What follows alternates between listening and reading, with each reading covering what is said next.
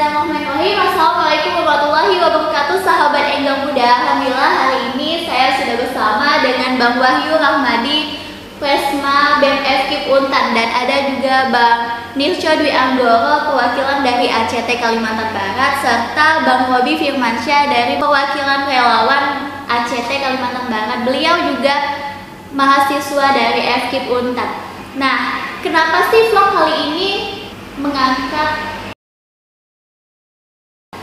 pandemi COVID-19 ini adalah virus yang sangat mematikan. Karena apa? Wabah ini sudah tersebar di seluruh penjuru dunia, termasuklah negeri kita tercinta ini, yang akan mengancam masa depan negeri kita dari sektor apapun. Nah, melihat data di dunia sekarang pada tanggal 10 Mei 2020 ada 4,02 juta terkonfirmasi, sedangkan di Indonesia itu ada 13.645 terkonfirmasi. Khususnya di Kalimantan Barat ada 118 terkonfirmasi. Alhamdulillah sembuh itu ada 12 orang dan meninggal dunia itu ada 3 orang. Nah, mungkin teman-teman belum tahu ya apa sih ACT itu. Nah, boleh Bang ceritain ACT itu apa? Baik, ACT adalah singkatan dari Aksi Cepat Tanggap. Adalah suatu lembaga kemanusiaan yang bergerak di bidang sosial kemanusiaan. ACT adalah lembaga yang berusaha menjadi solusi dari permasalahan-permasalahan kemanusiaan, tidak hanya di Indonesia, tapi secara global, seperti daerah-daerah konflik di Timur Tengah, Eropa Timur, Indochina, dan lainnya. Kemudian juga bergerak dalam hal pengelolaan kurban, zakat, dan wakaf. Nah, ACT sudah berdiri selama 15 tahun, tepatnya ketika momen tsunami Aceh, dan sekarang ACT berkantor pusat di Jakarta Selatan di Tower 165. Untuk di daerah Kalimantan Barat sendiri, ACT sudah berusia 1 tahun, tepatnya di April 2020 tahun ini. Baik. Untuk ACT di Kalimantan Barat itu tepatnya di mana, Bang? Untuk alamat ACT Kalimantan Barat ada di Jalan Putri Chandramidi nomor 29, Kelurahan Sungai Bangkong, Kecamatan Pontianak Kota Pontianak, Kalimantan Barat. Oke, makasih ya Bang Iko. Nah, teman-teman sudah dijelaskan dari Bang Iko bahwa ACT ini adalah lembaga kemanusiaan yang mana berpusat di Jakarta, bercabang di Kalimantan Barat, tepatnya di Pontianak, Jalan Putri Chandramidi.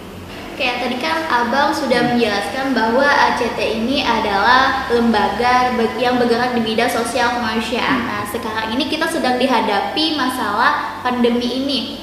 Nah, Abang kan satu di antara dari pengurus ACT. Nah, bagaimana sih pandangan Abang? Tentu pandemi ini adalah bencana yang berbeda dari bencana-bencana pada umumnya. Karena ini tidak hanya di satu negara, tapi seluruh dunia mengalaminya. Tentu punya dampak tidak hanya di bidang medis, sosial, dan kemanusiaan serta ekonomi juga merasakan dampak itu. Untuk itu ACT hadir sebagai bagian daripada solusi dari permasalahan ini. Nah, setelah tadi Bang Iko paparkan bahwa ACT ini adalah lembaga yang bergerak di bidang sosial kemanusiaan yang tentu pastinya memiliki simpati dan empati yang sangat luar biasa bagi masyarakat di sekitar. Nah, apalagi kita ketahui bahwa dampak COVID ini sangat berpengaruh ya Bang di segala sektor tadi ya. Nah, tadi kan sudah dari sisi ACT. Sekarang kita lanjut ke BEM. Sebagai mahasiswa lah, mewakili mahasiswa lah gitu ya Bang. Oke, silakan Bang Wahyu. Baik, jadi tentu tadi udah sedikit juga dipaparkan dari Bang Nirco bagaimana pandemi COVID-19 ini sangat berpengaruh lah ya, dampaknya luar biasa dari segala sektor. Tentu kalau bicara dari saya pribadi tentu dari mahasiswa, lagi dari segi pendidikan, COVID-19 ini ibaratnya sudah memberikan dampak yang buruk terhadap dunia pendidikan. Tentu kita sebagai mahasiswa melakukan perkuliahan, kita tidak bisa melakukan secara langsung. Kita harus melakukan perkuliahan itu secara daring, perkuliahan secara online, dan kemudian itu tentu memakan kuota. Nah, itu dampak dari COVID-19. Itu kalau misalnya dilihat dari satu sisi. Kemudian memang apalagi perkuliahan daring ini, kalau dari mahasiswa ya, perkuliahan daring itu sangat tidak efektif tentunya. Tidak hanya dari segi itu juga, masih banyak hal yang tentunya pandemi COVID-19 ini memberikan dampak yang buruk. Apalagi kawan-kawan itu kan mahasiswa juga terdapat banyak kekurangan lah ketika di masa pandemi COVID-19 ini. Balik lagi ke Bang Iko. Nah, tadi kan kalau dilihat penjelasan tadi yang Abang sampaikan dari ACT itu apa aja sih program kerja ACT selama pandemi ini? Baik. Ada nggak? Terima kasih pertanyaannya. Mulai dari diumumkannya bahwa ada beberapa orang yang dinyatakan positif corona di Indonesia ini, kita sudah mulai bergerak mulai dari sosialisasi, kemudian kita juga melakukan tahapan pencegahan seperti penyemprotan disinfektan di beberapa tempat, menurut kita tempat yang berpotensi terjadinya penyebaran virus seperti di tempat ibadah, di sekolah, kemudian di pemukiman warga. Bahkan kita juga melakukan penyemprotan di rutan. Setelah itu kita ada kegiatan seperti operasi pangan gratis untuk mereka yang berjuang di garda depan terhadap pandemi ini, itu tenaga medis. Kita melakukan operasi pangan gratis, kemudian ada juga distribusi APD kepada rumah sakit yang memerlukan di daerah Kalimantan Barat. Kemudian ada operasi makan gratis untuk masyarakat yang tetap berjuang di luar rumah di kala pandemi ini. Mereka yang bekerja sebagai pekerja harian, kita juga berusaha memberikan asupan gizi yang layak untuk mereka melalui program operasi makan gratis. Kemudian juga ada program operasi beras gratis untuk masyarakat yang juga terdampak dari wabah COVID-19 ini.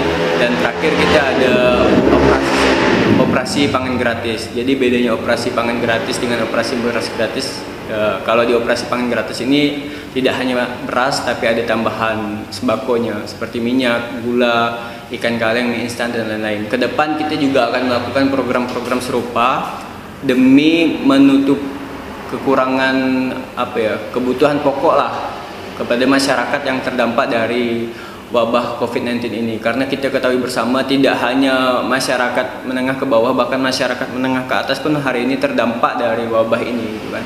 Jadi fokus kita adalah bagaimana semua warga masyarakat Indonesia bergotong royong, bekerja sama, saling membantu di tengah keadaan yang seperti ini. Apalagi tadi kan sejak kapan sih program ini dilaksanakan?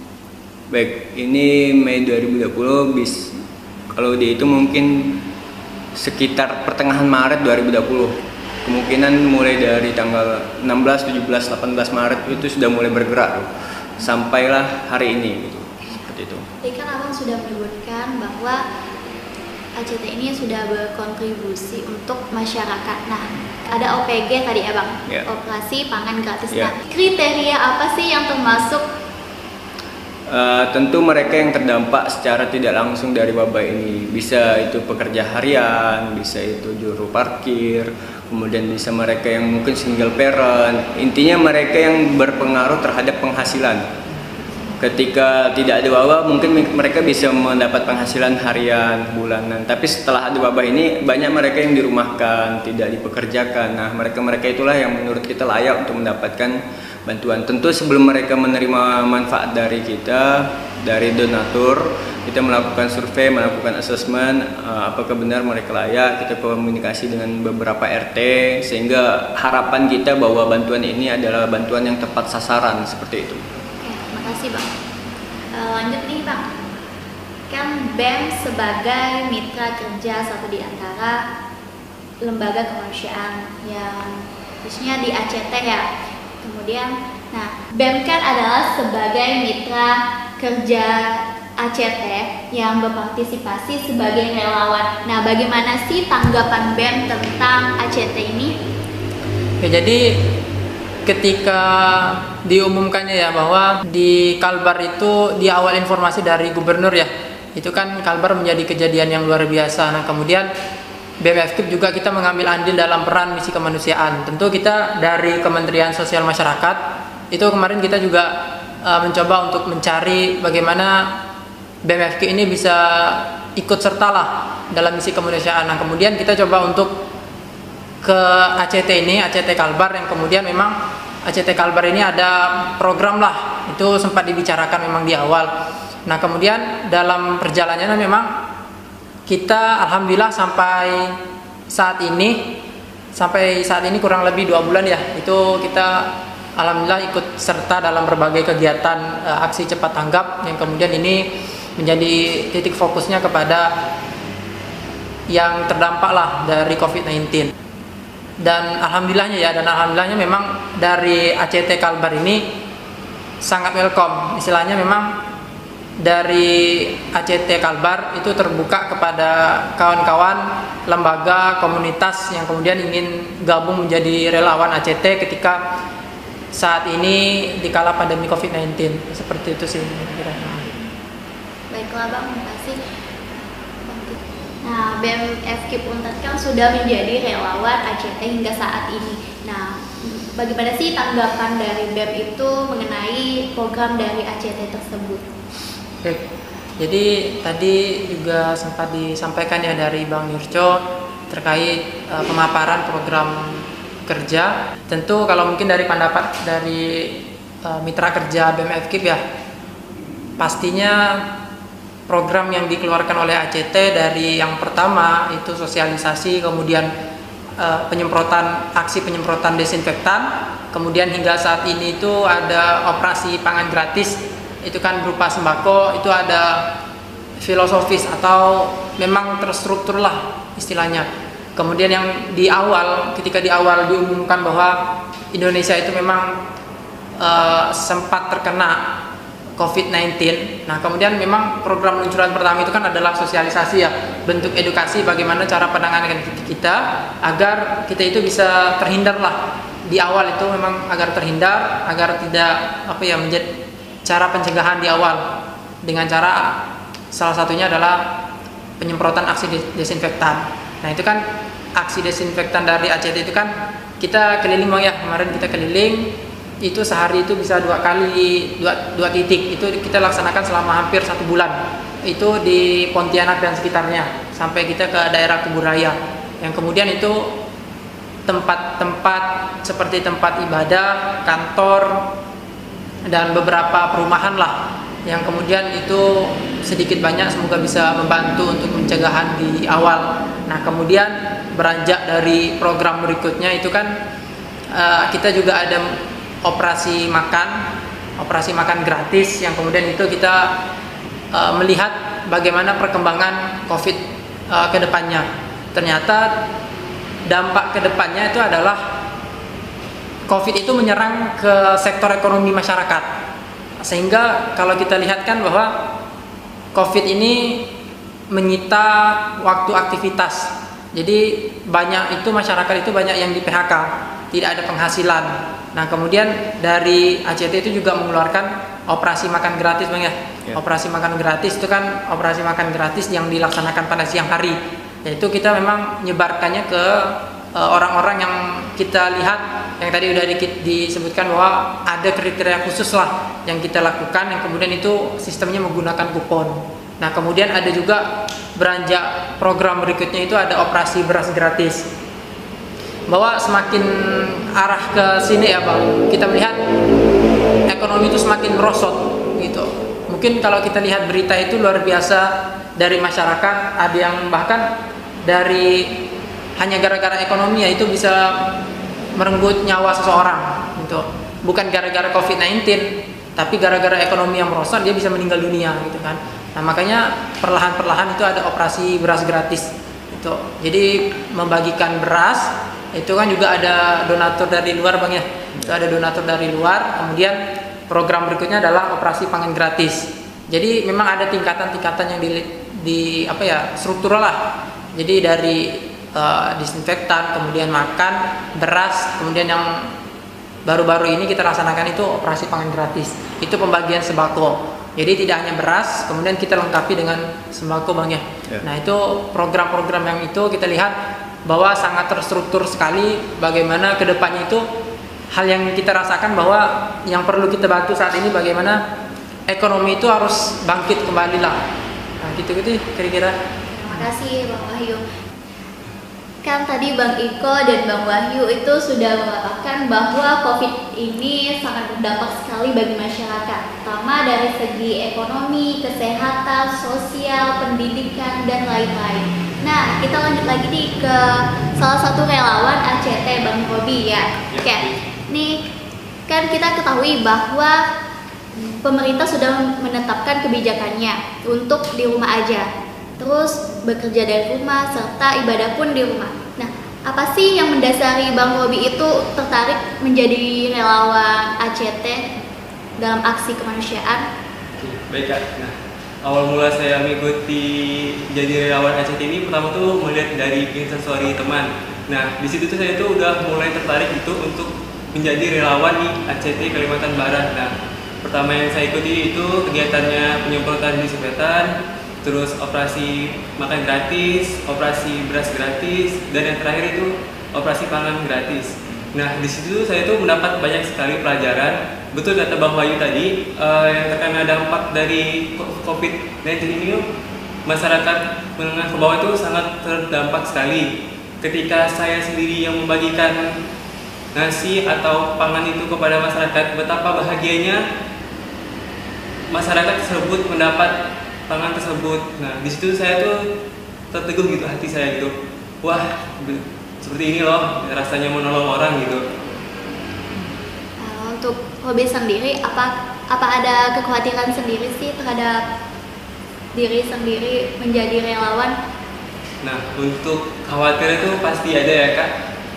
Apalagi saya itu sering gitu kan ikut kegiatannya di luar. Nah, kekhawatiran saya itu pasti satu, takutnya orang tua saya dan orang terdekat saya itu terinfeksi virus corona. Nah, untuk menjaga hal itu saya itu rajin cuci tangan, balik kegiatan itu langsung mandi dan tidak berinteraksi dulu lah kepada orang rumah. Lebih membersihkan diri dulu, pakaian itu jangan lupa sekali pakai, dicuci gitu kan. Oke, terima kasih Bang Robi. Itulah teman-teman cerita dari salah satu relawan aksi cepat tanggap. Nah, oke, kita lanjutkan lagi pertanyaan untuk Bang Iko. Oke, Bang Iko. Nah, Bang Iko ini kan satu di antara pengurus ACT, tentu bekerjanya di lapangan. Kebanyakannya di lapangan. Nah, bagaimana sih tanggapan Abang yang kesehariannya tidak pernah di rumah? Alhamdulillah, selama pandemi ini saya termasuk orang yang tidak mengikuti aturan pemerintah ya untuk tetap di rumah saja kan, karena saya selalu di luar rumah. Tapi tentu ada hikmah di balik ini semua. Saya merasa walaupun saya tidak di rumah saja, di luar rumah terus, tentu ada hal-hal yang membuat saya merasa menjadi orang yang mampulah sedikit memberi manfaat kepada sesama, sehingga dengan saya tidak di rumah semoga juga membantu meringankan beban-beban masyarakat yang terdampak dari wabah ini. Biar masyarakat yang di rumah, kita semua sebagai relawan semoga diberikan kekuatan untuk tidak di rumah, untuk memberi manfaat seperti itu. Karena kalau kita di rumah kan kita tidak mungkin bisa memberi apa yang sudah donatur berikan kepada kita, seperti itu. Terima kasih Bang Iko. Terima kasih Bang Iko. Itulah teman-teman keseharian Bang Iko sebagai pengurus ACT. Walaupun beliau tidak di rumah, bukan berarti beliau keluar tidak jelas, akan tetapi melainkan membantu saudara-saudara kita yang sangat membutuhkan. Oke, baiklah kita lanjut ke Bang Wahyu. Nah, Bang Wahyu kan sebagai ketua BEM sekaligus relawan di ACT. Nah, tentunya punya kesibukan tersendiri. Nah, sama sih dengan pertanyaan abang-abang sebelumnya, apa sih ketertarikan abang menjadi relawan ACT? Kemudian ada nggak kekhawatiran abang? Jadi kalau saya pribadi ya tentu sekarang pun saya masih fokus juga dengan kampus. Nah, tentunya pun sekarang kalau keseharian saya di kampus, kalau urgent saja gitu, selagi bisa dikomunikasikan melalui HP ya kan, maka kita komunikasikan. Tapi kalau kita butuhkan sesuatu, maka saya akan keluar gitu kan. Nah, jadi kalau keseharian pun kalau keluar ya paling saya ke ACT gitu kan, paling ke ACT menjadi relawan. Nah, tentu menjadi relawan ini ada sedikit hal yang beda lah. Bagaimana kita itu bisa memberikan sesuatu ya kepada saudara-saudara kita agar mereka itu bisa merasakan apa yang kita rasakan sih selama ini. Tentu kalau keseharian kita mungkin kalau kita sehari-hari lah ya, ketika kita kuliah apa segala macam aktivitas normal, kita mungkin bisa makan ayam, itu pun mungkin bosan kali ya tiap hari makan ayam. Tapi ketika di kala pandemi ini kita mencoba untuk berbagi, berinteraksi dengan saudara-saudara kita yang mungkin sangat terdampak lah ya. Itu bagi mereka itu sangat berharga. Bahkan ketika OMG, operasi makan gratis, itu kan kita membagikan nasi Bang ya. Itu kan di siang hari ketika kita memberikan, itu apa ya, luar biasa lah bagi mereka, itu suatu keberkahan bagi mereka bisa memakan apa yang kita makan lah, apa yang bisa kita rasakan. Gitu sih, itu kalau apa ya, ada hal yang berbeda lah, ada datang dari hati pribadi, memang ada ketulusan, memang mencoba untuk membantu saudara-saudara kita lah yang ada di sekitar kita. Nah kemudian tadi yang kedua ya, tentang kekhawatiran, tentu sama juga tadi apa yang disampaikan dari Robi juga ya kan, dari Bang Yusco juga, tentu yang namanya kekhawatiran itu jelas kita rasakan gitu. Apalagi ketika menjadi relawan ini kita berinteraksi dengan orang-orang yang berbeda, latar belakangnya berbeda, kita pun tidak tahu mereka itu dari mana ya kan, dari mana-mana kita tidak tahu gitu. Tentu ketika menjadi relawan itu kan sampai kantor, sampai ACT kita cuci tangan, kita selalu menggunakan masker, kita keliling-keliling pakai masker. Usahakan yang namanya social distancing dan physical distancing itu kita tetap laksanakan, walaupun tidak hanya berada di satu tempat tapi di tempat-tempat yang lain. Kemudian tadi juga disampaikan sampai rumah ya kita usahakan menjaga kebersihan diri kita. Seperti itu sih kira-kira. Ya, makasih Bang Wahyu sudah menjelaskan kekhawatiran Abang. Oke, terima kasih Bang Wahyu dan abang-abang sekalian. Nah teman-teman, untuk menjadi relawan itu tidaklah mudah. Bahkan tim medis pun sudah banyak yang terkena virus ini. Apalagi teman-teman kita yang relawan ini berinteraksi langsung kepada banyak orang. Nah mungkin untuk dari Bang Robi nih, boleh nggak sih bagi tips untuk teman-teman menjadi relawan agar tetap safety?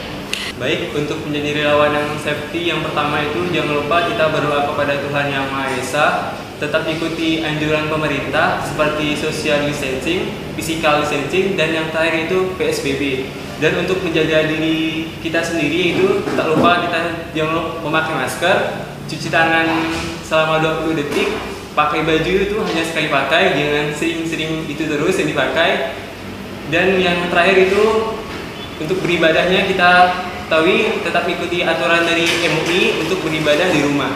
Oke, terima kasih Bang Robi. Nah itulah teman-teman tips dari Bang Robi selama menjadi relawan yang tetap safety. Nah untuk teman-teman yang ingin menjadi relawan atau keluar rumah, jangan menggunakan APD yang berlebihan ya, tetap menggunakan APD sesuai SOP yang sudah diatur. Kami melihat ini sebagai tantangan yang harus kita hadapi bersama, karena virus ini menjangkit semua orang. Jadi rasa kesatuannya harus sangat besar, baik yang mempunyai waktu lebih atau dana lebih. Nah, mari kita bersama-sama untuk menangani kasus ini. Nah, pesan saya, semoga relawan ini menjadi gugus terdepan sebagai pemutus rantai COVID-19 di Indonesia. Baik, terima kasih. Pertama kesannya saya ingin mengucapkan terima kasih kepada seluruh yang terlibat, termasuk para relawan yang sudah bekerja keras dalam memberikan bantuan kemanusiaan ini. Semoga banyak pelajaran yang bisa kita dapatkan sehingga kita bisa saling menolong. Kemudian pesannya semoga kita senantiasa terus berdoa, semoga wabah ini cepat selesai dan berakhir. Baik, jadi pesan dari saya yang paling penting adalah bagaimana kita untuk memutuskan mata rantai COVID, kita perlu adanya namanya kolaborasi.